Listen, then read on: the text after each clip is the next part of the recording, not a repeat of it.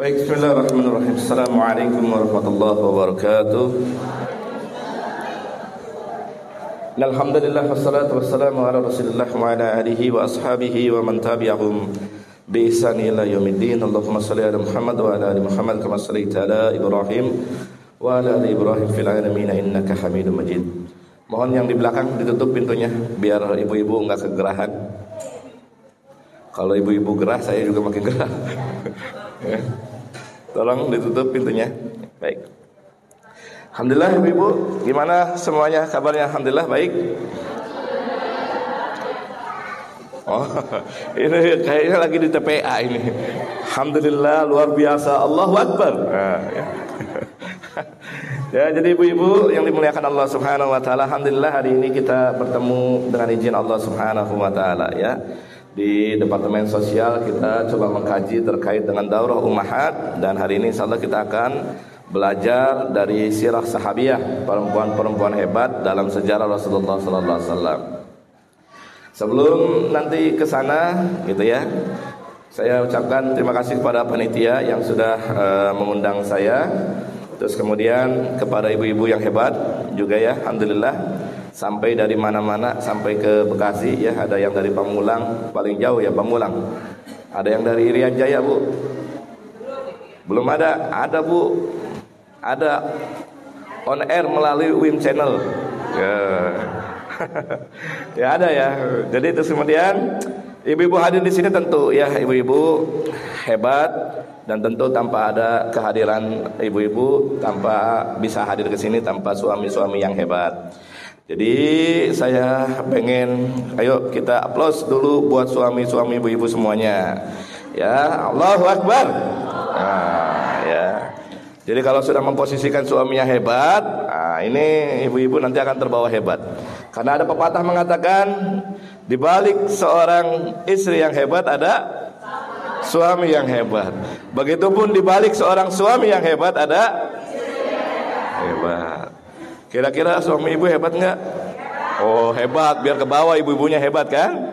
Kalau ibu-ibu ngomong nggak hebat, wah bahaya berarti. Nah ibu-ibunya juga nggak hebat.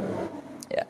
Jadi ibu-ibu yang dirahmati Allah Subhanahu Wa Taala, mudah-mudahan suara saya sampai ya, sampai akhir pertemuan. Lagi serak ya.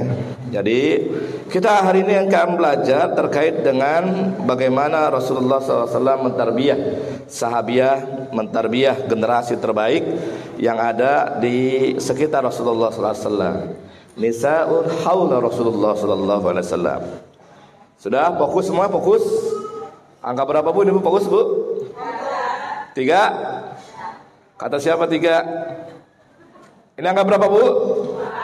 4. Suami boleh nikah sampai apa? Protes ya. Baik. Ngantuk Bu, ngantuk. Ya. Jadi ini lumayan berat nih saya nyampaikan materi di saat siang hari nih. Orang Indonesia itu termasuk kita aneh. Anehnya habis makan itu bukan kenyang. Habis makan itu kantuk. Ya, ini orang Indonesia. Baik ya. Kita masuk materi, silakan ibu-ibu yang dirahmati Allah Subhanahu wa taala. Silakan ya. Kita belajar dari sahabiah, sahabat-sahabat Rasulullah sallallahu alaihi wasallam. Namun sebelum ke arah sana saya ingin menyampaikan kepada ibu-ibu terkait dengan pola pikiran yang ingin saya sampaikan kepada ibu-ibu semuanya ya. Yang pertama ya, bahwa terkait dengan kesempurnaan Islam. Ketika Allah Subhanahu wa taala mengatakan al-yauma akmaltu lakum dinakum wa atmamtu 'alaikum ni'mati wa raditu lakum al-islam dinan. Ketika Allah Subhanahu wa taala menyampaikan bahwa hari ini aku sempurnakan din untuk kalian. Aku sempurnakan juga kemudian nikmat-nikmat untuk kalian, dan aku juga ridho Islam menjadi din kalian. Ya, maka ayat itu menjelaskan kepada kita semuanya bahwa Islam itu sudah sempurna. Ya, Islam itu sudah sempurna dan tidak ada yang bisa menandingi kesempurnaan Islam. Yang pertama, Islam sempurna karena beberapa hal. Diingat Bu, nanti ada kuis lagi Bu, ada kuis lagi, tenang. Ya, yang belum dapat nanti di akhir sesi ya ada kuis lagi. Yang pertama, Islam sempurna karena tempatnya. Jadi Islam diturunkan oleh Allah Subhanahu wa taala di tempat yang sempurna. Kalau tanaman itu, maka tanamannya subur. Maka kenapa Islam bisa menyebar ke seluruh dunia itu dengan cepat? Karena tanahnya subur. Ya, yaitu Jaziratul Arabiyah, yaitu tempat yang paling baik yang diberikan Allah Subhanahu wa taala untuk menurunkan Islam. Kenapa tidak diturunkan di Persia? Ya, Persia pada waktu itu banyak khurafat-khurafat, bahkan kebiasaan-kebiasaan buruk itu terjadi di Persia. Ada yang namanya Mazdakiyah, seorang anak boleh kawin sama ibunya. Seorang ibu boleh menikahi anaknya. Seorang anak atau seorang saudara laki-laki boleh menikahi saudara perempuannya. Itu di Persia. Ya, sehingga pada waktu itu khurafat-khurafat itu terjadi.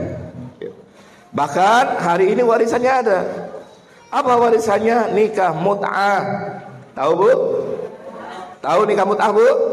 Kawin kontrak. Ya, kawin kontrak. Kalau di puncak banyak ya anak-anak Arab tapi ibunya orang Indonesia, yaitu korban nikah mut'ah. Ya. Yang kedua, kenapa Islam bisa sempurna begitu hebat? Yang kedua, selain tempatnya yang bagus, juga yang kedua adalah waktunya tepat. Jadi Islam turun ya bersama Rasulullah SAW atas kelahiran Rasulullah SAW pada tahun 600 Masehi, dan kemudian disitulah waktu kejatuhan peradaban luar itu. Ya. Kalau dalam ilmu filsafat namanya the dark age, ya, masa kegelapan. Romawi hancur, Persia hancur, semuanya hancur peradabannya. Dan waktu itu Islam datang di Jaziratul Arab, waktunya pas. Coba kalau Islam datang ketika peradaban Romawi itu lagi tinggi-tingginya, Islam mungkin gak akan dilirik. Islam datang ketika peradaban Yunani lagi tinggi-tingginya, Islam gak akan dilirik. Islam datang ketika Persia lagi bagus-bagusnya, Islam gak akan dilirik. Ya, sehingga Islam kemudian datang pada waktu yang pas. Yang pertama tempatnya pas, yang kedua waktunya pas. Ya, tempatnya kenapa dipilihkan di Jazirah Arab? Ya karena tempat itulah yang paling baik. Ya. Jadi jangan tanyakan kenapa tidak dilahirkan di Indonesia Islam. Ya. Kira-kira jawabannya apa kalau gitu, Bu? Kenapa Islam tidak dilahirkan di Indonesia? Ya, kalau Islam dilahirkan di Indonesia enggak maju-maju. Ya. Kita ini termasuk orang yang seminggu aktif, 3 minggu enggak aktif. Ya kan, Bu? Benar enggak, Bu? Jujur ya, benar. Suami kita aktif 2 hari, 5 harinya enggak aktif. Ya, ketawa sih, Bu. Ya. Jadi begitu. Kenapa Islam tidak dilahirkan di Indonesia? Ya model-modelnya kayak begini. Gimana Islam bisa kemudian mencapai peradaban? Maka Islam dilahirkan di Jaziratul Arab yang memang mempunyai hamasah yang tinggi, semangat yang hebat, sehingga kemudian Islam akhirnya bisa sampai kepada kita semuanya. Kemudian yang ketiga adalah karena pribadi dan nasab Rasulullah SAW. Ini penting, Bu. Nasab pribadi, bibit dan bobot itu penting. Ya, jangan disepelekan. Karena di atas bibit dan bobot yang baik itu akan lahir generasi-generasi terbaik. Ya. Coba dilihat Ibu, ya Rasulullah bapaknya siapa, Bu? Abdullah anaknya siapa, Bu? Abdul Muttalib bapaknya siapa? Hasim bapaknya siapa? Abdul Manaf bin Kilab bin Murrah bin Ka'ab bin Luay bin Fihr dan yang lainnya, sampai kepada bin Ismail, sampai kepada bin Ibrahim. Artinya ujungnya di sini Rasulullah SAW. Di paling tingginya siapa? Ibrahim alaihissalam. Bibit dan bebat keturunan itu menentukan. Ya, jadi ibu-ibu hari ini kalau cari mantu hati-hati, Bu. Ya, hati-hati. Ya, jangan asal nyari mantu. Ya, yang belum menikah hari ini, ukhti semuanya jangan sampai nyari asal suami itu. Ya, karena menentukan berikutnya, fase-fase berikutnya. Ya, kalau sekarang kan ibu-ibu kan kalau nyari mantu syaratnya apa, Bu? Ibu-ibu kalau nyari mantu syaratnya apa? Yakin soleh doang, Bu. Emang soleh bisa makan apa? Ya. Apa, Bu? Keyakinan. Satu keyakinan. Oh. Biasanya ibu-ibu kalau nyari, ya, kalau nyari mantu itu biasanya memenuhi yang namanya syarat 3T. Yang pertama, tampan. Wah, gitu ya. Kalau nggak tampan mana mau ibu-ibu punya mantu nggak tampan. Saat nggak tampan, malu-malu ini nanti dibawa kondangan. Yang kedua syaratnya T-nya tajir. Nah, ini nih. Benar, Bu? Benar, Bu? Nah, berarti ujian saya tadi benar, mata duitan semua. Ya kan? Tajir, karena yang dicari adalah yang tajir. Ya kan? Yang ketiga baru syarat yang terakhir, takwa. Ya, kalau memenuhi 3 ini bolehlah datang ke rumah. Tapi kalau tidak, maka jangan sekali-kali coba datang ke rumah, pasti saya akan tolak. Ya. Kemudian yang berikutnya adalah syariat yang dibawa oleh Rasulullah SAW, yaitu syariat yang sempurna. Sehingga wajar kalau Islam kemudian bisa cepat berubah, ya, membawa perubahan kepada dunia. Bahkan para peneliti, ya, Barat itu terkagum-kagum melihat Islam itu. Islam dibawa oleh Rasulullah SAW hanya 23 tahun, 13 tahun di Mekah, 10 tahun di Madinah, tapi kemudian ajarannya bisa mendunia. Itu sebuah hal yang luar biasa, yang tidak pernah ditemukan dalam tokoh dalam sejarah manapun. Maka ya ada seorang peneliti, orang kafir yang jujur, kemudian menempatkan Rasulullah SAW sebagai tokoh pertama perubahan dunia. Gitu ya. Kemudian ibu-ibu, kita masuk kepada ayat yang disampaikan oleh Rasulullah SAW, Al-Ahzab ayat ke-21. Insyaallah ibu-ibu sudah hafal semuanya ini ya. Laqad kana lakum fi Rasulillahi uswatun hasanah liman kana yarjullaha wal yawmil akhir wa dzakarallaha katsiran. Sesungguhnya telah nampak pada diri Rasulullah SAW itu suri tauladan yang sangat baik untukmu bagi orang-orang yang mengharap ridha Allah Subhanahu wa taala dan mengharapkan kedatangan yaumil qiyamah. Ya yarjullaha wal yaumil akhir wa dzakarallaha katsira, dan banyak-banyaklah kemudian dia berzikir kepada Allah Subhanahu wa taala. Nah, ketika belum sampai sana ya, ketika kita tahu bahwa Rasulullah SAW itu adalah uswatun hasanah, Rasulullah SAW adalah contoh yang terbaik yang diberikan oleh Allah Subhanahu wa taala kepada seluruh manusia, maka kita akan juga tahu bahwa ada contoh-contoh terbaik di antara ummahat di samping Rasulullah SAW. Kalau dalam bahasa sirahnya nisaun haula Rasulullah SAW, perempuan-perempuan yang ada di sekitar Rasulullah SAW. Dan ini insyaallah yang akan kita pelajari pada pertemuan hari ini. Ya, jadi itu, ya, jadi ini yang akan kita pelajari pada pertemuan hari ini. Nisaul haula Rasulullah SAW, perempuan-perempuan terbaik yang ada di sekitar Rasulullah SAW. Mudah-mudahan nanti kita bisa ambil pelajaran untuk kita agar bisa memilih mana model yang tepat untuk saya. Saya itu bakatnya seperti apa, ya? Saya itu kemudian keahliannya seperti apa? Maka bisa mencontoh kepada nisa haula Rasul, perempuan-perempuan di sekitar Rasulullah SAW. Pertanyaan yang pertama saya sampaikan, ya. Betulkah seorang perempuan itu hanya aktivitasnya di rumah saja? Coba cungkat tangan, betul atau tidak? Betul atau tidak? Kenapa tidak, Bu?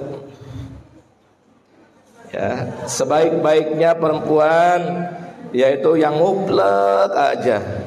Dapur, kasur, dapur, kasur, dapur, kasur, betul? Betul, cungkan tangan yang setuju dengan perkataan ini, cungkan tangan. Cungkan tangan. Cungkan yang tidak setuju dengan perkataan ini, cungkan tangan.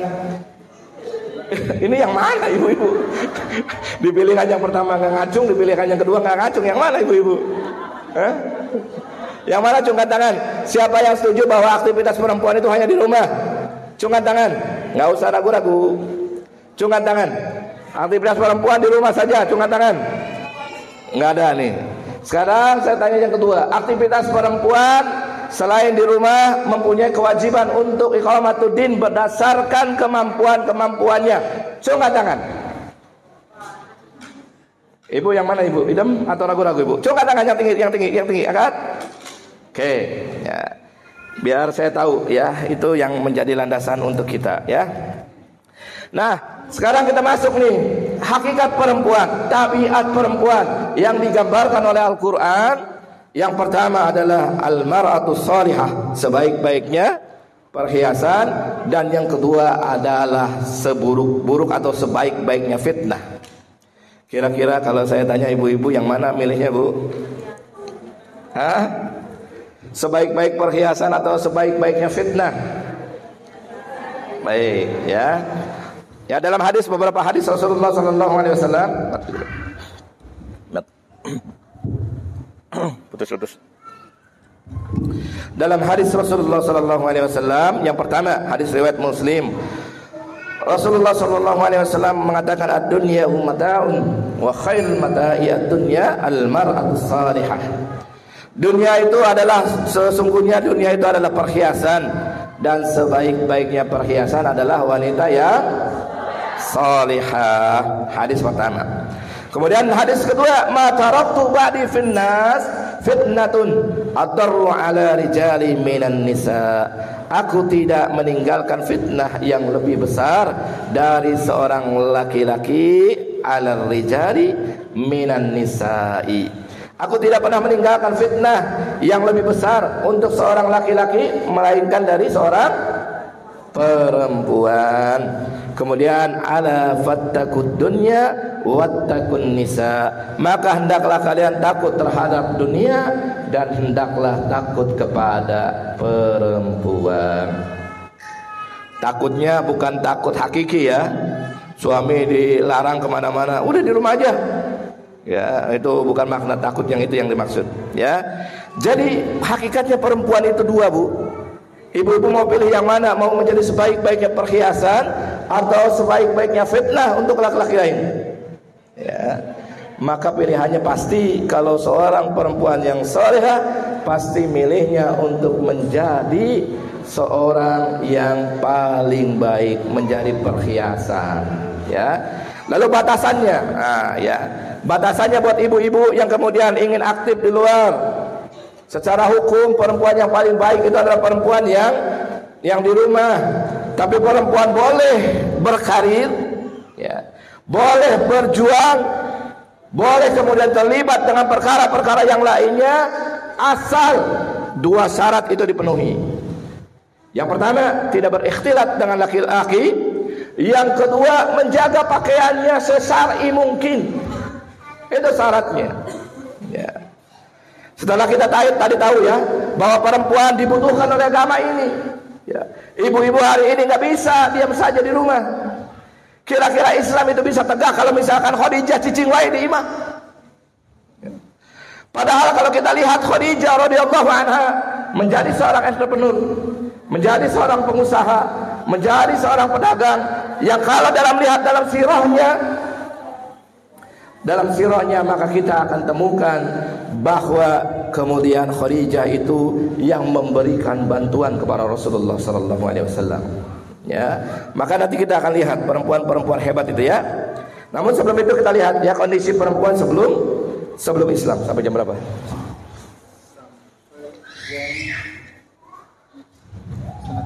Setengah tiga, baik ya.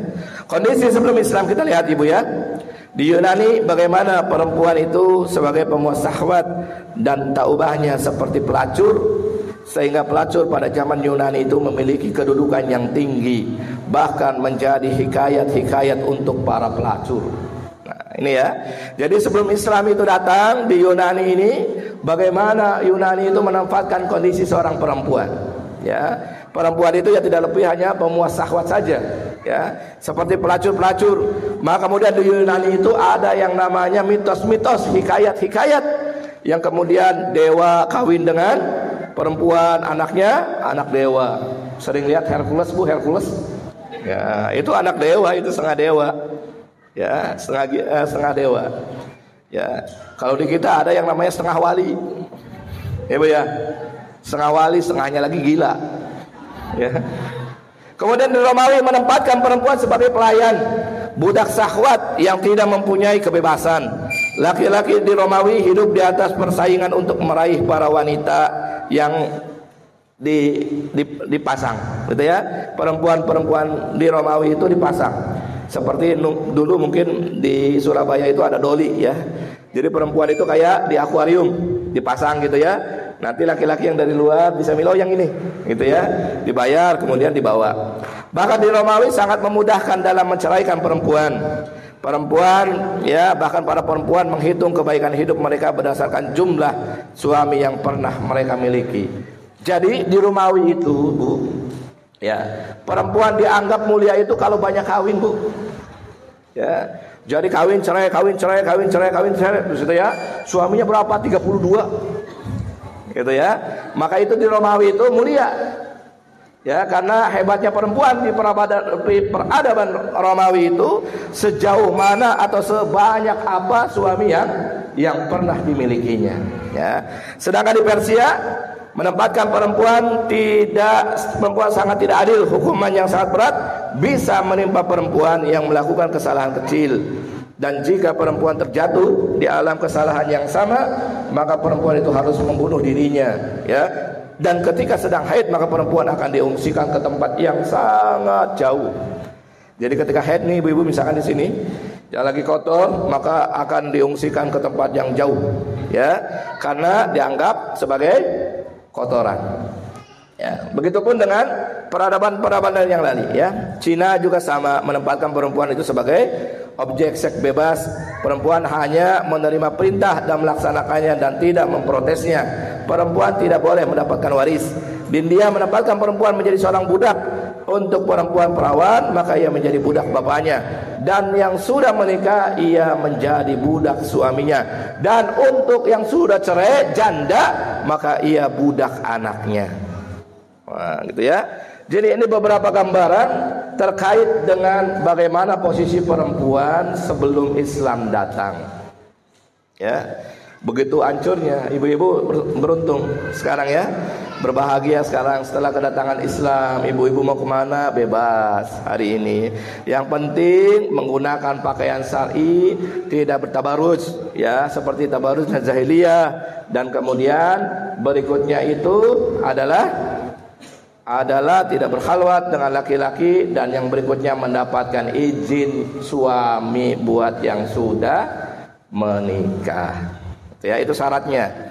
Ya, jadi perempuan boleh, dalam persepsi saya, boleh perempuan itu jadi apa saja. Nanti kita lihat, ya, dalam sejarahnya perempuan itu seperti apa, sehingga ibu-ibu nanti akan paham betapa perempuan itu diberikan kemuliaan oleh Islam. Mau jadi apapun silahkan, selama kemudian tadi syarat tadi itu terpenuhi. Sekarang yang pertama kita lihat Khadijah binti Khuwailid, istri Rasulullah sallallahu alaihi wasallam yang sangat dicintai oleh Rasulullah sallallahu alaihi wasallam. Dan perempuan ini selalu diingat Rasulullah sallallahu alaihi wasallam meskipun sudah meninggal. Ya. Jadi perempuan ini, Khadijah ini adalah istri yang dicintai ketika hidupnya dan dicintai ketika sudah meninggalnya. Coba ibu-ibu, kalau ibu-ibu meninggal kira-kira masih disebut-sebut suaminya enggak? Boro-boro 3 hari meninggal, 10 harinya suaminya nikah lagi, ya. Ya, jadi Khadijah ini sangat dicintai Rasulullah SAW. Dan Khadijah adalah perempuan yang dicintai oleh Rasulullah baik dalam keadaan hidup maupun sudah meninggal. Dari mana landasannya? Landasannya adalah perkataan Aisyah radhiyallahu anha ketika dia mengatakan, "Magirtu ala imratun Nabi." Tidak ada istri, tidak pernah aku cemburu terhadap istri-istri Rasulullah sallallahu alaihi wasallam melainkan kepada Khadijah. Ya. Jadi Khadijah itu, ya ibu-ibu, ketika Rasulullah SAW menyembelih kurban, kebahas gitu ya. Kemudian Rasulullah SAW ngomong, bagikan kepada saudara-saudaranya Khadijah. Itu ya, yang diingatnya adalah Khadijah. Ya, bagikan. Di situ makanya Aisyah cemburu, sangat cemburu. Ya, sehingga Aisyah mengatakan magirtu, ya, tidak ada yang lebih aku cemburui dari istri-istri Nabi itu melainkan Khadijah. Padahal orangnya sudah enggak ada. Orangnya sudah meninggal. Ya, tapi begitu cintanya Rasulullah sallallahu alaihi wasallam. Nah, sekarang pertanyaannya, ketika kita telah, ya, saya enggak mendoakan ibu-ibu meninggal duluan ya. Tapi ketika ibu-ibu meninggal, kira-kira diingat enggak sama suaminya? Hah? Wah, iya mau bawel. Tukang protes. Minta uang jajan besar gitu ya. Kira-kira apa yang bisa diingat dari suami itu kepada ibu semuanya? Ya, kebaikannya. Nanti saya tanya suaminya ibu ya. Kebaikannya. Kenapa Rasulullah SAW sangat cinta terhadap Khadijah? Ya. Yang pertama, ya, disebabkan bahwa Khadijah itu adalah orang yang pertama masuk Islam dan pertama yang membenarkan Rasulullah sallallahu alaihi wasallam. Ya. Datang Jibril memberikan wahyu kepada Rasulullah sallallahu alaihi wasallam, kemudian Khadijah membenarkan apa yang disampaikan Rasulullah sallallahu alaihi wasallam. Ya. Jadi alasan yang diberikan ketika Khadijah sangat dicintai Rasulullah sallallahu alaihi wasallam, ya, karena Khadijah adalah orang pertama yang masuk Islam, menyambut dakwahnya Rasulullah sallallahu alaihi wasallam. Ya, ini yang pertama. Yang kedua alasannya karena Khadijah adalah seorang perempuan yang perhatian, sabar mendampingi Rasulullah sallallahu alaihi wasallam. Ya. Maka ketika wahyu turun, Jibril menyampaikan Iqra bismi rabbikal ladzi khalaq, maka kemudian Rasulullah SAW pulang ke rumahnya dalam keadaan gemetar. Ya, Khadijah tidak berbicara apa-apa. Ya, tidak banyak bertanya kepada Rasulullah SAW, tidak banyak bertanya kepada Rasulullah. Rasulullah, ainaun. Enggak seperti itu. Ya, tapi Khadijah hanya membawa selimut kemudian menyelimuti Rasulullah SAW. Ya, terkadang suami itu simpel, Bu. Ya, suami itu simpel, butuh perhatian itu. Datang jangan banyak pertanyaan, Abi dari mana, kok pulangnya malam? Jangan. Ya, kasih teh cukup, ya. Kasih minuman, sudah itu cukup buat suami itu. Jadi suami itu butuh perempuan yang perhatian dan mengerti terkait dengan betapa suaminya itu pusing ketika berpikir untuk dakwah tersebut. Ya. Udah mumet suaminya mikirin dakwah, perjuangan, datang ke rumah dapat istri yang bawel. Ya, yang banyak nanya. Ya, wah ini puyeng. Ya, seperti itu. Jadi karena alasan yang kedua, karena Khadijah adalah seorang istri yang perhatian terhadap Rasulullah. Rasulullah nggak perlu apa-apa, hanya butuh diselimuti. Ya, maka Rasulullah SAW mengatakan zamziluni, selimuti aku. Ya. Karena Rasulullah takut bahwa yang datang kepada dirinya itu adalah makhluk jadi-jadian, seperti itu ya. Sebelum kemudian akhirnya ditanyakan kepada pamannya Khadijah dan diterangkan bahwa itu adalah Tamus atau Jibril yang datang kepada Musa alaihissalam. Kemudian yang ketiga, kenapa Khadijah itu sangat dicintai Rasulullah SAW? Dia mau berkorban harta, waktu dan pikirannya untuk Islam. Ya. Khadijah itu orang perempuan yang hartanya itu semuanya diimpakkan untuk Islam. Dia seorang saudagar yang kaya. Pembesar Quraisy itu berlomba, Bu, untuk menikahi Khadijah itu. Khadijah dua kali nikah, dan ketika pada dengan Rasulullah SAW, setelah cerai dengan suaminya yang kedua, pembesar Quraisy itu kemudian ngantri, Bu. Ya, pembesar Quraisy itu ngantri untuk bisa menikahi Khadijah radhiyallahu anha ini. Tapi hatinya Khadijah justru berlabuh kepada kepada Rasulullah sallallahu alaihi wasallam, ya. Dan Khadijah ketika sudah masuk Islam, kemudian dia mengorbankan hartanya seluruhnya untuk Rasulullah sallallahu alaihi wasallam, seluruhnya untuk Islam, ya. Coba lihat ya Ibu, dalam sirah itu kira-kira yang masuk Islam dari golongan apa, Bu? Yang masuk Islam pertama itu dari mana? Karena dakwanya Rasulullah SAW yang pertama kepada asdiqai, orang-orang kerabat dekatnya. Yang kedua, dakwanya Rasulullah SAW itu kepada mustad'afin lil fuqara wal masakin. Dakwanya Rasulullah SAW itu dakwanya selain kepada kaum kerabatnya pada masa dakwah Syria itu, dakwah Rasulullah SAW itu dakwanya kepada fakir dan miskin. Kira-kira yang dibutuhkan orang-orang fakir dan miskin apa, Bu? Apa, Bu? Apa yang dibutuhkan orang fakir dan miskin? Apa? Apa? Makanan, ya, dibutuhkan yang lain yang mencukupi kebutuhan sehariannya. Dan itu tidak mungkin Rasulullah SAW lakukan, karena Rasulullah SAW adalah seorang perempuan, seorang laki-laki yang tidak mempunyai harta, tidak banyak harta. Maka kemudian Khadijah lah yang memberikan hartanya seluruhnya untuk membackup dakwahnya Rasulullah SAW. Kira-kira luar biasa kan Ibu? Ibu-ibu mau jadi Khadijah? Gitu, Bu? Ibu-ibu mau jadi Khadijah? Punya harta, Bu? Mau jadi Khadijah nggak punya harta. Ya. Kemudian selain berkorban harta, Khadijah juga kemudian berkorban waktu. Ya. Dan ini dibuktikan dengan sirah bahwa Rasulullah SAW kemudian meminta izin kepada Khadijah untuk mendidik anak pamannya yaitu Ali bin Abi Thalib, karena Rasulullah SAW melihat ada potensi yang sangat besar dalam diri Ali bin Abi Thalib tersebut.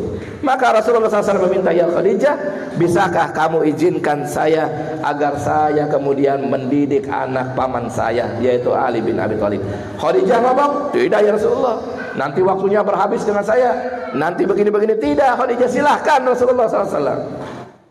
Ya. Jadi Khadijah itu jangan dikira, Bu, jangan dikira waktunya banyak dengan Rasulullah SAW, tidak. Ya. Khadijah itu berkorban dengan hartanya, waktunya juga dikasih kepada Rasulullah SAW. Sehingga kalau dalam sirah itu, dalam perjalanan itu, Rasulullah banyak kemudian berinteraksi dengan Ali bin Abi Thalib, yang kemudian kita tahu bahwa di fase berikutnya Ali lah yang menggantikan Rasulullah menjadi khalifah keempat yang menggantikan Rasulullah SAW. Coba kalau istrinya Rasulullah SAW ibu-ibu semuanya, kira-kira gimana itu? Lahir generasi terbaik atau tidak, Bu? Ya, waktu ya hari ini ibu-ibu kira-kira kalau saya tanya suaminya maunya betah di rumah, kalau tadi ya betah di rumah atau mau di luar rumah? Di luar rumah. Ibu-ibu betah suaminya di luar rumah. Oh, ini ibu-ibu aneh dan ajaib ini. Ya. Secara fitrah kita ingin suami kita itu ada bersama kita semuanya. Fitrahnya, Bu, ya. Pasti itu bohong kalau ada perempuan yang mengatakan, oh suami di luar aja, nggak usah balik-balik, terus kemudian dia bisa menjadi tenang, itu bohong. Ya, tapi justru di luar itu seorang perempuan hebat, dia membiarkan suaminya terlibat banyak aktivitas untuk iqamatuddin, untuk berjuang di jalan Allah Subhanahu wa taala. Itu baru ibu-ibu hebat. Ya. Dan tadi ketika ibu-ibu ya ingin mencontoh kepada Khadijah, harta pengen mencontoh kepada Khadijah nggak punya, maka minimal waktu ibu-ibu korbankan bersama suami. Biarkan suami itu untuk serius untuk iqamatuddin. Biarkan mereka konsentrasi untuk iqamatuddin. Walaupun kemudian sedikit bersama ibu, mudah-mudahan nanti di surganya Allah Subhanahu wa taala banyak waktu bersama ibu-ibu. Paham, Bu, ya? Baik, ya. Dan kemudian ya Khadijah ini berikutnya adalah sebaik-baiknya perempuan di bumi dan ahli surga, ya. Dikatakan dalam hadis itu, ya, perempuan yang paling baik itu adalah khairun nisa, ya, kemudian Maryam binti Imran, wa khairun nisa Khadijah binti Khuwailid. Sebaik-baiknya perempuan pada masa itu adalah, ya, Maryam binti Imran, dan sebaik-baiknya perempuan pada masa waktu itu yaitu yang kedua Khadijah binti Khuwailid. Kemudian yang kedua, Bu, perempuan hebat yang ada dalam sejarah Islam yang kedua adalah Aisyah binti Abu Bakar Siddiq. Ya. Aisyah ini tentu, ya, dinikahi Rasulullah SAW saat usia 9 tahun dan kemudian digauli oleh Rasulullah SAW 3 tahun berikutnya. Rasulullah SAW menikahi Aisyah bersamaan dengan Saudah, istri kedua Rasulullah SAW, janda tua yang kemudian meninggal suaminya ketika suaminya hijrah ke negeri Habasyah. Ya. Jadi pada tahun yang sama bersamaan Rasulullah SAW menikahi 2 perempuan. Yang pertama Saudah, yang kedua adalah Aisyah. Saudah langsung digauli Rasulullah SAW, sedangkan Aisyah tidak langsung digauli Rasulullah SAW. Baru kemudian 3 tahun berikutnya, ya, Aisyah digauli Rasulullah SAW. Aisyah istri Rasulullah SAW adalah seorang pribadi yang luar biasa. Ya, kalau kita lihat ibu-ibu, ya, prestasi dari Aisyah radhiyallahu anha ini, yang pertama, Aisyah ini seorang penghafal hadis. Ya, penghafal hadis. Jadi hadis dari Aisyah radhiyallahu anha itu ada berapa, Bu? Di situ? Ya, Aisyah binti Abu Bakar itu 2210 hadis. Cungkan tangan ibu-ibu yang sekarang sudah hafal hadis. Ada yang ibu-ibu yang hafal 10 hadis. Nah, ini masih ada 100 ribu nih, Bu. 10 hadis hafal? Ya. Terus kemudian 20 hadis hafal? 30 hadis hafal? 40 arba'in an-Nawawi hafal? Cungkan tangan. 40 hadis Rasulullah SAW, cungkan tangan. Ada yang 40 hadis Rasulullah? Wah, nggak dapat nih.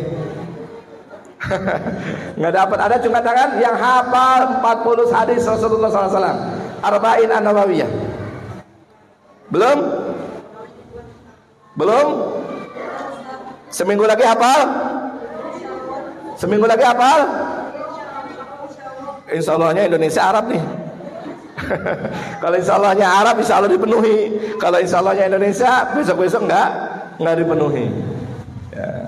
Coba cungkan tangan yang siap menghafal hadis. Nggak ada, ya? Oh, ya udah, berarti emang nggak dapat nih. Kemudian Aisyah itu adalah gurunya dari para sahabat. Aisyah gurunya dari para sahabat. Sahabat banyak yang bertanya kepada Aisyah terkait dengan ini, terkait dengan itu, terkait dengan ini, terkait dengan itu. Ya. Jadi Aisyah ini dikenal sebagai gurunya dari para sahabat. Ya. Kira-kira pertanyaan saya, kenapa Aisyah itu bisa menghafal hadis? Coba cungkan tangan. Kira-kira studi analisanya, kenapa Aisyah, ya, bisa menghafal hadis begitu banyak? Cungkan tangan. Kenapa? Cerdas, itu alasan yang betul, sangat betul. Karena kalau nggak cerdas nggak mungkin lah, ya, Aisyah bisa hafal. Yang kedua, alasannya kenapa, Bu? Sering-sering bersama Rasulullah, betul. Jadi di antara istri Rasulullah SAW yang paling banyak waktunya adalah bersama Aisyah. Sampai waktu Saudah juga diberikan kepada Aisyah. Bahkan dalam riwayat-riwayat hadis itu, kemudian Aisyah ini menjadi persinggahan. Jadi kalau ada tamu nih, sahabat-sahabat semuanya, kalau mau datang, ya, maka Rasulullah memilih rumah Aisyah. Ya, kenapa Rasulullah sampai memilih rumah Aisyah? Karena tahu bahwa ini anak cerdas nih, anak ini pintar nih. Jadi nanti bisa merekam perkataan-perkataan antara sahabat dengan Rasulullah SAW. Coba kalau misalkan datangnya di rumah Saudah, ya, sudah nggak kepikiran itu Saudah untuk berpikir. Coba datang dengan istri-istri yang lain, yang sibuk dan yang lainnya, nggak akan kepikiran dia sampai kemudian mengingat hadisnya. Tapi ketika para sahabat datang ke rumah Aisyah. Kemudian Aisyah dengan memorinya yang sangat luar biasa, dia mengingat apa yang dibicarakan oleh Rasulullah dan para sahabatnya, yang kemudian itu menjadi hadis Rasulullah sallallahu alaihi wasallam, gitu ya. Jadi seperti itu ya. Kemudian Aisyah ini adalah guru dari segala ilmu, keutamaan daripada Aisyah. Bahkan kalau kita lihat pendapat-pendapat itu, jika perempuan ini seluruh dunia ini dikumpulkan ilmunya, maka masih lebih utama ilmu dari Aisyah radhiyallahu anha. Ibu-ibu berapa nih hari ini nih? Ya. Berapa peserta 100 ya? Ibu-ibu dikumpulin nih 100 nih, dibandingin dengan ilmu Aisyah, nggak ada apa-apanya, Bu. Nggak ada apa-apanya. Bahkan seluruh perempuan di seluruh dunia ini dikumpulkan, dibandingkan dengan ilmunya Aisyah, maka nggak ada apa-apanya. Ya, ini yang kedua dari istri Rasulullah SAW, sehingga dia paham terkait dengan faraid, ya, terkait dengan pembagian hak waris, dia paham. Kedokteran dia paham, kemudian sastra Arab dia paham, semuanya paham Aisyah itu. Ya, bahkan seorang anak pamannya bertanya kepada Aisyah, gitu ya, ya bibiku, kenapa engkau bisa, ya, dari mana engkau bisa tahu ilmu kedokteran itu bibiku, ya. Kemudian Aisyah mengatakan, saya ingat ketika ada orang yang meminta untuk diobati, maka Rasulullah begini. Terus kemudian ketika Rasulullah sakit, terus kemudian ada yang ngobatin, saya juga ingat cara mengobatinya. Ini dari Aisyah radhiyallahu anha. Kira-kira Ibu, kalau saya ini, ya kira-kira gimana Bu? Mau jadi Aisyah Bu? Mau Ustaz. Aisyah kan sering mandi betap bersama Rasulullah, ya. Aisyah kan suka minum di atas bibirnya Rasulullah, atau Rasulullah minum di atas bibirnya Aisyah, gitu ya, seperti lagunya. Lagunya gimana Bu? Mbak Eli gimana Mbak Eli? Aisyah istri Rasulullah SAW, ya. Kemudian yang berikutnya, Aisyah ini adalah sebab turunnya ya Al-Quran, ayat dalam Al-Quran, dalam surat An-Nur ayat 11, hadisul ifki. Bagaimana ketika itu kemudian ya Aisyah digosipkan bahwa Aisyah itu berselingkuh. Innalladzina ja'u bil ifki, sesungguhnya orang-orang yang membawa berita bohong. Jadi Aisyah itu ya pernah digosipkan selingkuh, karena Aisyah pernah datang, dia berjalan dengan seorang pemuda, bersamaan dengan seorang pemuda. Terus kemudian gosip ini diolah oleh Abdullah bin Ubay, ya, bin Ka'ab, ya, seorang munafik pada zaman Rasulullah SAW. Dihentakkan, disebarkan ke seluruh masyarakat pada waktu itu, sehingga masyarakat percaya bahwa Aisyah selingkuh dari Rasulullah SAW. Ya, jadi Aisyah. Jadi ini trik Bu, ya, trik dari orang-orang kafir membunuh karakter dari para tokoh-tokoh Islam. Ya. Dan kejadian ini pasti terulang, setiap masa pasti terulang. Ya. Pasti terulang. Ya, kalau pada waktu itu Aisyah yang digosipkan berselingkuh, maka itu semuanya akan berlaku kepada tokoh-tokoh Islam yang berusaha untuk berjuang iqamatuddin. Ya, maka ini kenapa justru Aisyah yang digosipkan selingkuh? Kenapa enggak Sauda? Kenapa tidak Hafsah? Tidak yang lainnya? Karena setelah Khadijah meninggal, Aisyah lah perempuan yang sangat dicintai oleh Rasulullah. Bayangkan Bu, orang yang kita cinta terus kemudian menurut gosip yang beredar selingkuh, gitu ya. Bagaimana pukulan yang ingin dilancarkan kepada Rasulullah SAW, ya. Jadi itu pukulan, ya. Bagaimana kalau misalkan kita orang yang kita sayangi dituduh selingkuh? Ibu-ibu kira-kira gimana? Kalau suami ibu-ibu besok, ya, kemudian melepak, ya, ditanya suami ibu selingkuh, ya. Selingkuh sama mana? Sama janda itu, gitu ya. Oh, itu pasti akan hati itu akan goncang. Dan begitu pun Rasulullah SAW akan gundah gelana, ya, goncang, kejiwaan itu goncang. Dan itu juga terjadi kepada Rasulullah SAW. Sampai Rasulullah tidak berani keluar rumah, ya. Saking dahsyatnya ifki ini, hadisul ifki ini, Rasulullah sampai nggak berani keluar rumah karena yang beredar ya di masyarakat itu, oh Aisyah selingkuh, Aisyah selingkuh, Aisyah selingkuh. Padahal pada waktu itu Aisyah adalah istri Rasulullah sallallahu alaihi wasallam. Baru kemudian di ayat berikutnya dikabarkan oleh Rasulullah sallallahu alaihi wasallam terkait dengan Aisyah, seorang yang tidak selingkuh, dan itu hanya perbuatan orang-orang yang tidak senang dengan Islam. Maka di sini dilihatnya ya dalam ayatnya ya, innal ladzina ja'u bil ifki usbatun minkum, sesungguhnya orang-orang yang membawa berita bohong itu adalah dari golongan kamu sendiri. Nah ini ya, jadi di antara kita ini ya ada golongan yang mungkin karena iri terhadap kita, karena dengki terhadap kita, kemudian dia berbuat fitnah dan yang lainnya. Maka kata Rasulullah sallallahu alaihi wasallam, kata Allah Subhanahu wa taala, la tahsabu syarra lakum, hal seperti itu kemudian bukan buruk buat kamu, bal huwa khairul lakum, yang seperti itu justru sangat baik buat kamu. Karena seperti itu kita tahu orang-orang yang baik dan orang-orang yang buruk ya. Dan ini ya, jadi harus dipahami Bu ya, ketika kita punya suami pejuang, ketika kita punya suami yang aktif dalam iqamatuddin, fitnah itu mungkin bisa saja datang ya, fitnah itu mungkin bisa aja datang ya, dan kita harus siap menghadapi itu semuanya. Citra buruk, pemburukan citra buruk dan pembunuhan karakter itu pasti akan terjadi kepada aktivis-aktivis Islam gitu ya.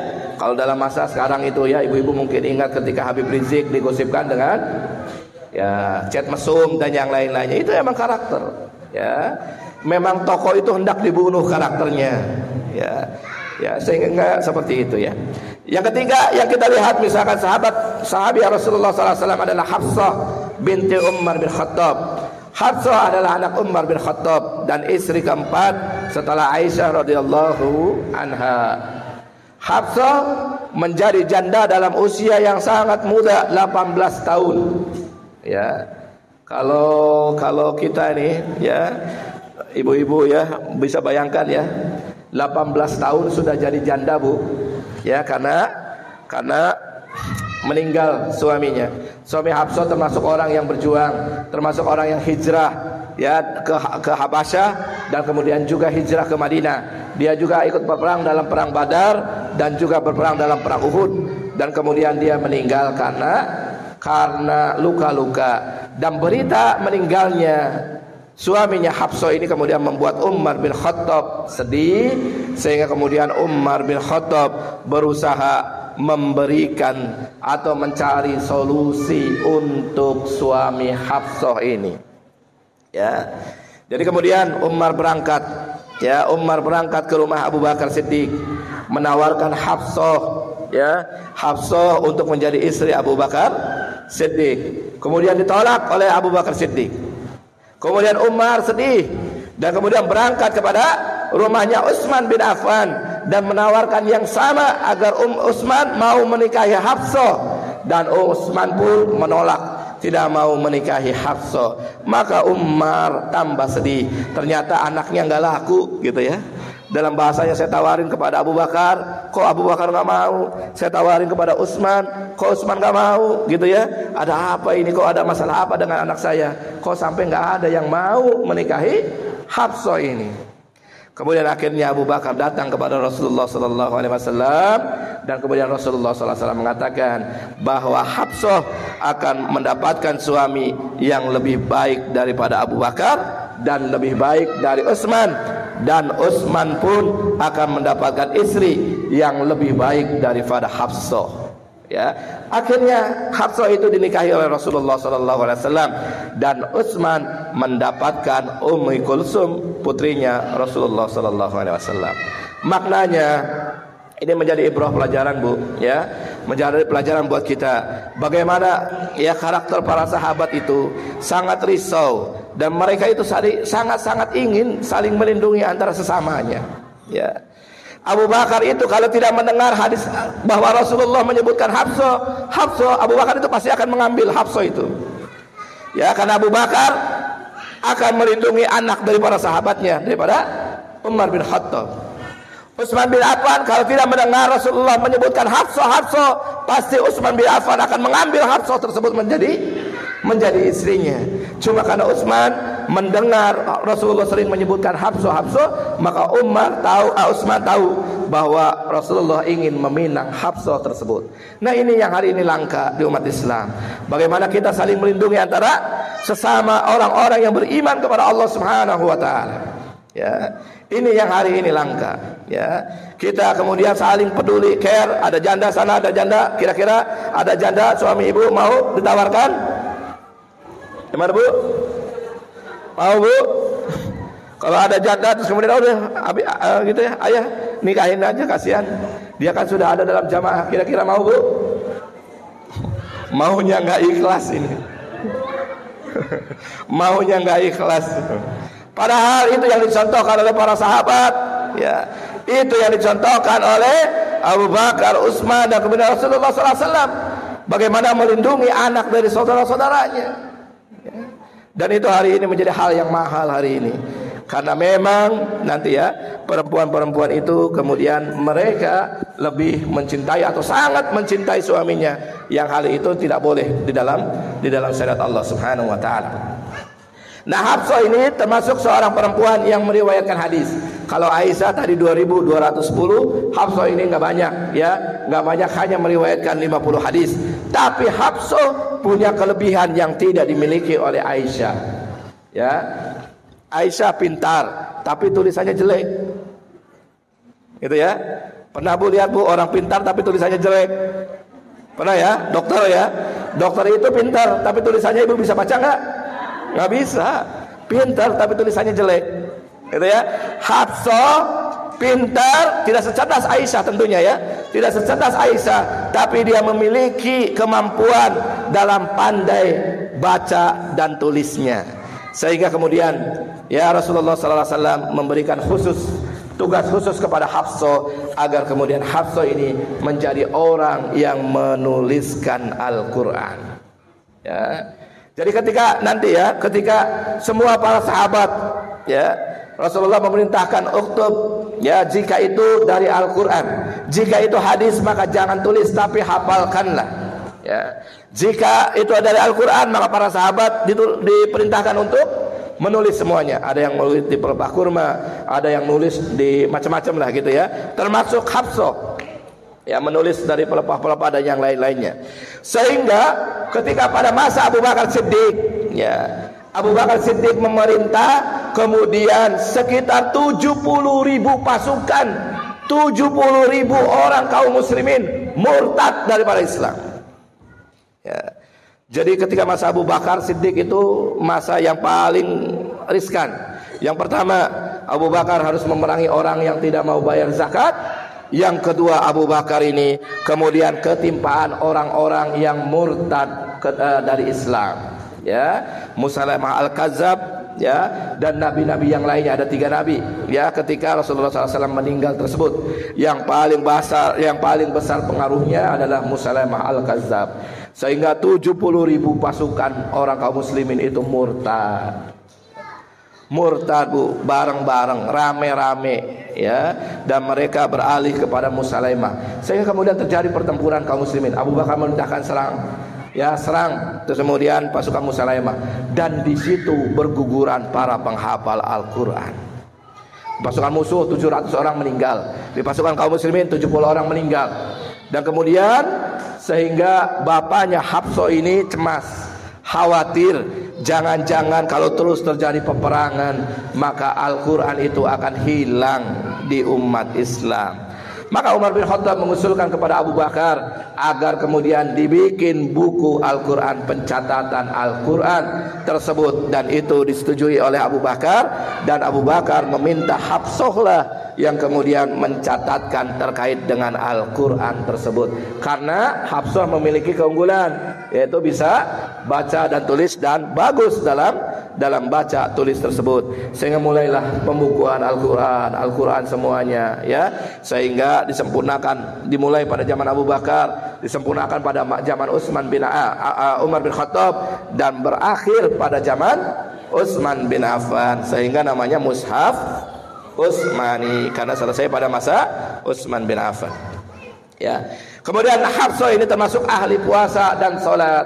Di antara istri Rasulullah sallallahu alaihi wasallam, ya, maka orang yang paling rajin dalam ubudiyah, dalam ibadah itu adalah Hafsah. Ya, adalah Hafsah. Kenapa dikatakan Hafsah yang paling banyak menghafal Quran atau banyak beribadah? Maka ini berdasarkan hadis Rasulullah SAW. Ketika Rasulullah SAW ingin menceraikan atau sudah mentalak satu Hafsah tersebut, maka perintah dari Allah Subhanahu Wa Taala agar kemudian Hafsah ini dirujuk kembali, karena kata Jibril, Hafsah itu adalah ahli ibadah, ahli salat, ahli saum, dan kemudian termasuk istri Rasulullah SAW di surganya Allah Subhanahu Wa Taala. Jadi di antara istri Rasulullah SAW yang paling ahli ibadah ini, selain tadi ya bisa pandai menulis, ya pandai membaca tulis Al-Quran itu, maka Hafsah lah salah satu istri yang memang paling banyak ibadahnya dibandingkan istri-istri yang lain. Lalu bagaimana dibandingkan dengan Aisyah? Aisyah pintar, namun kemudian Aisyah tidak sehebat ibadahnya dengan Hafsah binti Umar bin Khattab. Dari mana landasannya? Hadis Rasulullah SAW. Ketika Aisyah berada dalam tidurnya dan tidak mendapatkan Rasulullah SAW, kemudian Aisyah melihat Rasulullah SAW melaksanakan qiyamul lail, sedang melaksanakan sholat malam, dan Aisyah melihat kaki Rasulullah bengkak. Ini hadis daripada Aisyah radhiyallahu anha. Artinya ketika Aisyah melihat Rasulullah SAW, Aisyah sedang apa, Bu? Sedang tidur.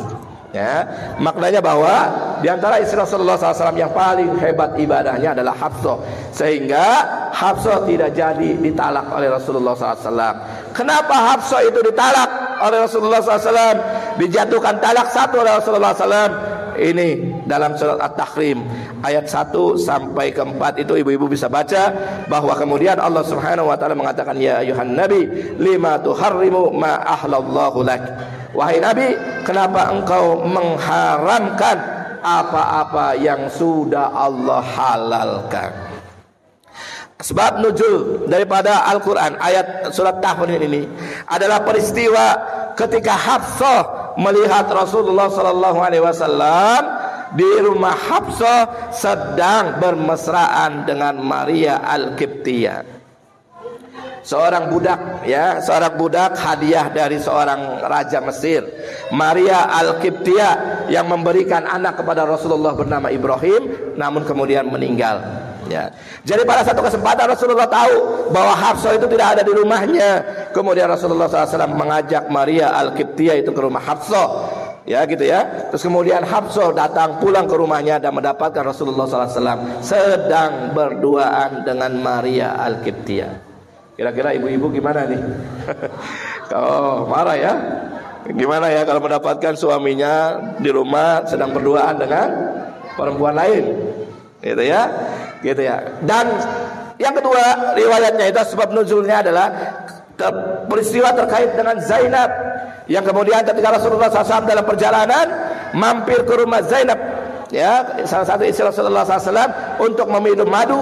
Ya, dan kemudian setelah Rasulullah SAW minum madu itu, kemudian Hafsah yang mendapatkan istri Rasulullah SAW kemudian berbicara kepada Aisyah dan yang lainnya, sehingga ketika dalam perjalanan tersebut kemudian Rasulullah SAW di rumah tersebut, Rasulullah SAW mengatakan, apakah kamu ingin saya itu mengharamkan Maria Al-Qibtiyah, maksudnya budaknya Rasulullah SAW, apakah kamu ingin bahwa saya mengharamkan Maria Al-Qibtiyah itu dan tidak akan menggaulinya lagi? Kata Hafsah, ya, gitu ya. Ya, Rasulullah kan ingin menenangkan hati Rasulullah SAW, ingin menenangkan hati istrinya Rasulullah SAW, sehingga Rasulullah SAW, oh kalau begitu oke, saya haramkan Maria Al-Qibtiyah untuk saya. Begitu juga saya akan haramkan madu, ya, yang sudah diminum di rumah Zainab.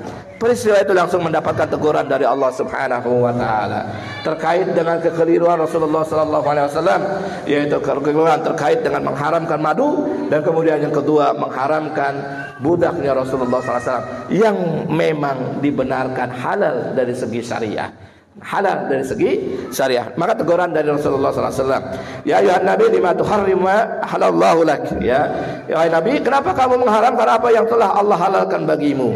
Terus kemudian di ayat berikutnya di sini teguran terkait dengan Hafsah yang kemudian ketika mendapatkan Rasulullah SAW, dia ceritakan ke teman karibnya yaitu Aisyah radhiyallahu anha. Wah, Rasulullah ini kemarin bawa perempuan ke rumah saya, gitu ya.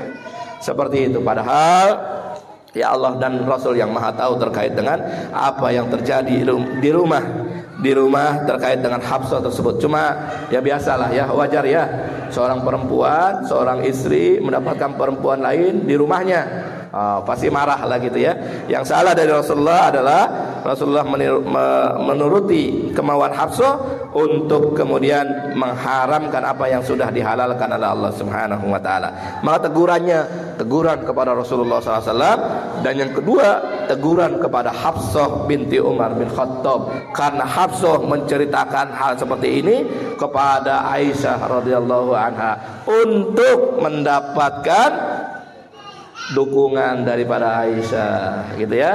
Nah, ini perempuan biasa nih ya, cerita padahal itu bisa jadi hal yang merupakan aib buat suaminya, maka ditutuplah seperti itu. Nah, ini yang terjadi. Maka pada waktu itu Hafsah dijatuhkan talak oleh Rasulullah SAW, dan yang kedua ya, kemudian Rasulullah SAW kemudian merujuk kembali Hafsah disebabkan dari Jibril datang kepada Rasulullah SAW mengatakan bahwa Hafsah itu adalah ahli ibadah, dia sering puasa sunnah dan sering qiyamul lail, dan Hafsah ini adalah istrimu nanti di surga. Maka kemudian Rasulullah SAW merujuk kembali.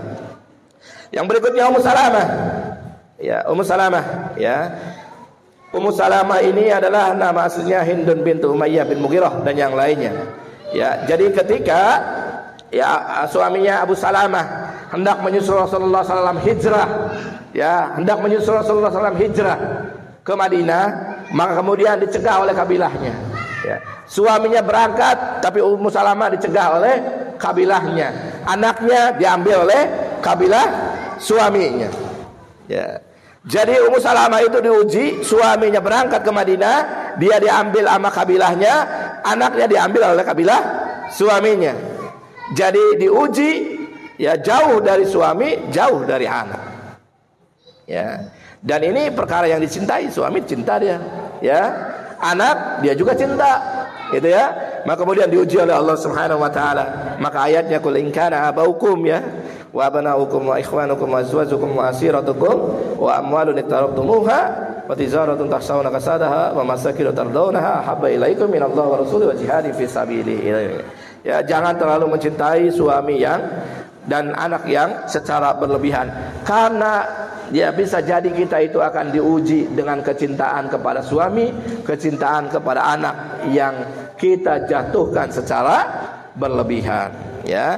Kemudian ketika Abu Salamah ini ya mendekati umurnya atau mendekati ajalnya, kemudian Abu Salamah mengajarkan kepada Ummu Salamah terkait dengan kalimat tarji istirja, ya, yang mengatakan ya apa Bu doanya Bu? Apa? Allahumma inna lillahi wa inna ilaihi rajiun. Yang berikutnya apa? Allahumma jirni fi musibati wa akhluf li khair minha. Ya Allah, ya katakan gitu ya. Berilah pahala terkait dengan ujian yang datang kepadaku, dan gantilah kemudian dengan yang lebih baik. Ya. Jadi ketika ujian itu datang, kita ucapkan innalillahi wa inna ilaihi rajiun, kemudian dan doa itu kita bacakan. Maka di sini Ummu Salamah kemudian ingat dengan perkataan itu ketika Rasulullah SAW kemudian mempersunting Ummu Salamah tersebut. Abu Salamah yang meninggal, namun kemudian Allah ganti, yaitu Rasulullah SAW. Dan yang terakhir dari Ummu Salamah ini adalah bagaimana Rasulullah SAW memberikan contoh melakukan ibadah kurban setelah perjanjian Hudaybiyah. Dalam perjanjian Hudaybiyah itu umat Islam seolah-olah kalah. Seolah-olah ketika umat Islam ingin melaksanakan ibadah haji ke Mekah, ya, ingin melaksanakan umrah ke Mekah, terus kemudian ya dihalang-halangi dan tidak boleh dilaksanakan oleh orang-orang Quraisy. Ya, kemudian terjadilah perjanjian Hudaybiyah, dan di antara perjanjiannya itu kemudian dicoret ya terkait dengan ya ucapan bismillah, dan kemudian terkait dengan Muhammad Rasulullah SAW, karena orang-orang Quraisy tiga kenal tersebut. Dan terkait dengan itu maka kemudian kaum muslimin banyak yang kecewa, sehingga ketika Rasulullah SAW mengatakan, ayo meskipun kita gagal untuk melaksanakan ibadah haji, ayo kemudian kita menyembelih kurban.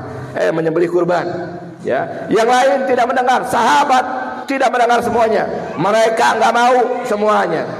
Lalu kemudian Rasulullah SAW datang kepada Ummu Salamah, dan Ummu Salamah mengusulkan kepada Rasulullah SAW, kalau seperti itu kamulah yang harus menyembelih duluan, dan kamulah yang harus memotong rambut duluan. Begitu akhirnya Rasulullah menerima usulan Ummu Salamah dengan memotong hewan kurban dan memotong rambut sebagai bukti bahwa dia sudah melaksanakan ibadah seperti itu. Maka kemudian baru para sahabat mengikuti apa yang dicontohkan Rasulullah SAW.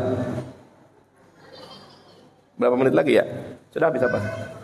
Saya minta 5 menit lagi Bu ya. Kemudian yang berikutnya Asma binti Abu Bakar. Asma binti Abu Bakar dikenal seorang wanita yang tangguh dan tidak menyerah dan termasuk orang yang pemberani ya. Dan di antara prestasi daripada Asma binti Abu Bakar ini ya, tadi ya, bahwa Asma ini disebut sebagai wanita jatun nitokain, wanita yang memiliki 2 ikat pinggang, di mana ikat pinggangnya itu dia belah untuk membawa makanan dan minuman ya ketika proses hijrahnya Rasulullah SAW ya. Terus kemudian Asma ini termasuk salah satu tim sukses hijrahnya Rasulullah SAW ya. Tim suksesnya itu ada Abu Bakar yang menemani Rasulullah SAW, ada Asma yang membawa makanan Rasulullah SAW, terus kemudian ada Ali bin Abi Thalib yang tidur di atas tidurnya Rasulullah SAW, terus kemudian ada Abdullah bin Abu Bakar yang kemudian menjadi tajassus, menjadi mata-matanya Rasulullah SAW, dan kemudian menghilangkan jejak-jejak daripada peninggalan Rasulullah SAW.